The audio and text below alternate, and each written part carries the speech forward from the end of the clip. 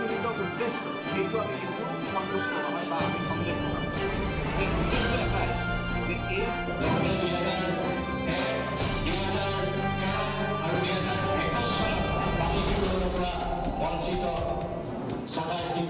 অবাধিকৃত শিক্ষক কৰ্মচাৰী সংস্থাৰ আজি সাধাৰণ সভা।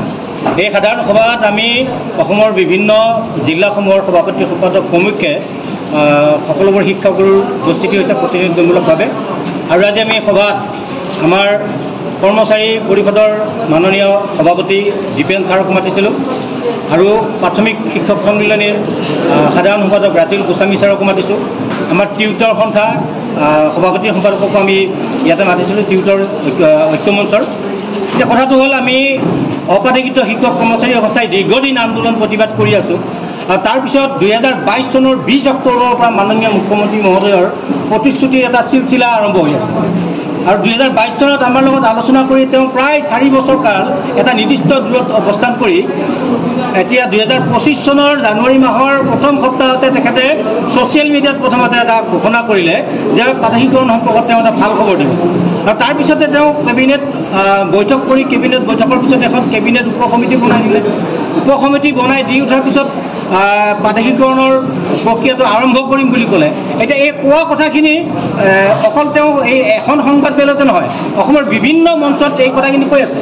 আমি মাননীয় মুখ্যমন্ত্ৰী মহোদয়ক সদৌ অসম অবাধিকৃত শিক্ষক কৰ্মচাৰী সংস্থাৰ তৰফৰ পৰা আন্তৰিক শ্ৰদ্ধা জনাইছোঁ, ধন্যবাদ জনাইছোঁ যে এই দুৰ্ভগীয়া শিক্ষকসকলৰ এটা ন্যায় দিব বিচাৰিছে। কিন্তু আচৰিত মানিছোঁ যে এই কথাবিলাক এতিয়াও আচলতে কথাৰ ফুলজাৰিৰ মাজত আবদ্ধ হৈ আছে।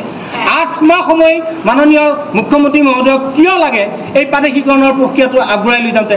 আৰু আচৰিত মানিছোঁ এইটো কথাত যে প্ৰাদেশিকৰণ কৰিম বুলি তেখেতৰ শাসনৰ যিটো শেষৰটো বছৰ, যিটো বছৰত তেখেতৰ শাসন উকলিব, এই শেষৰ বছৰটোৰ শেষৰখন বিধানসভাৰ অধিৱেশনলৈ তেওঁ সাঁচি কিয় ৰাখিছে আইন সংশোধনৰ প্ৰক্ৰিয়াটো? এই কথাটো আমাৰ কাৰণে এটা কৌতূহলী আছে। আৰু এতিয়া কথাও মানিছোঁ মাননীয় মুখ্যমন্ত্ৰী মহোদয় তেখেত এজন ডাইনামিক মুখ্যমন্ত্ৰী। আৰু আমি আশা কৰিছোঁ যে তেখেতৰ যাতে এই প্ৰতিশ্ৰুতি ৰক্ষা কৰে।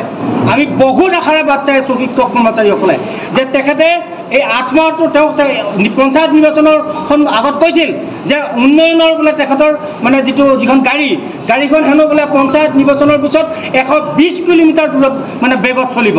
আমি আশা কৰিছোঁ 120 কিলোমিটাৰ মানে বেগত চলাই হ'লেও আমাক প্ৰাদেশিকৰণটো 2025 চনত লাগিব।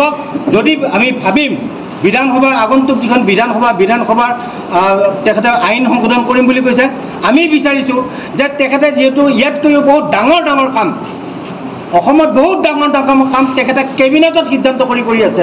এই নিমিত্ত মাত্ৰ শিক্ষানুষ্ঠানৰ শিক্ষকসকলক তেখেতে কেবিনেটত আলোচনা কৰি সিদ্ধান্ত কৰি আমাক প্ৰাদেশিকৰণৰ যিখিনি যাৱতীয় কাম কাজ, বিভাগীয় কাম কাজ, এই কাম কাজখিনি কিয় আগ নবঢ়ায়? আমি জানো 2011 চনত আইন বনাই 13 চনত প্ৰাদেশিকৰণ কৰিছে, 2017-18 চনত আইন বনাই 21 চনত প্ৰাদেশিকৰণ কৰিছে।